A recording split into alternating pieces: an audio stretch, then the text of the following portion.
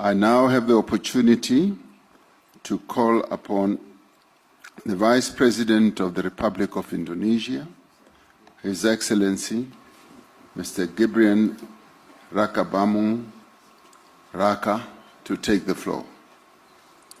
Your Excellency, President Ramaphosa, Excellencies, leaders of G20 countries, let me begin by conveying warm greetings from President Prabowo to President Ramaphosa.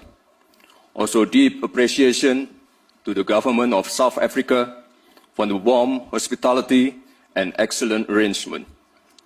We commend South Africa's leadership in steering the G20 through a challenging year. This is a historic G20 summit, the first being held on African soil.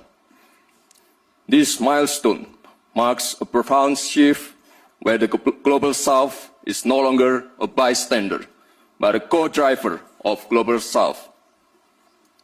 Excellencies, Indonesia believes that global growth must not only be strong, but also fair and inclusive to uplift each and every nation.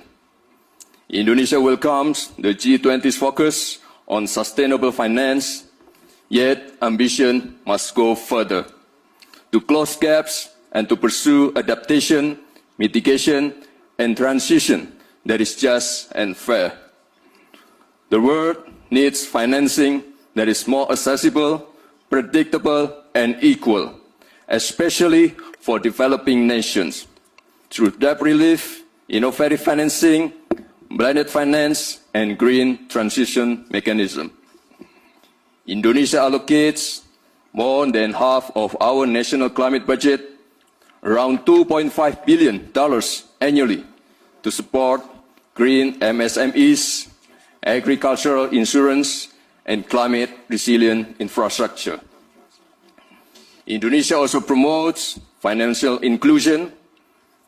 Our national CRIS digital payment system demonstrates how a simple and a low-cost digital solution can push participation in the economy and minimize inequality.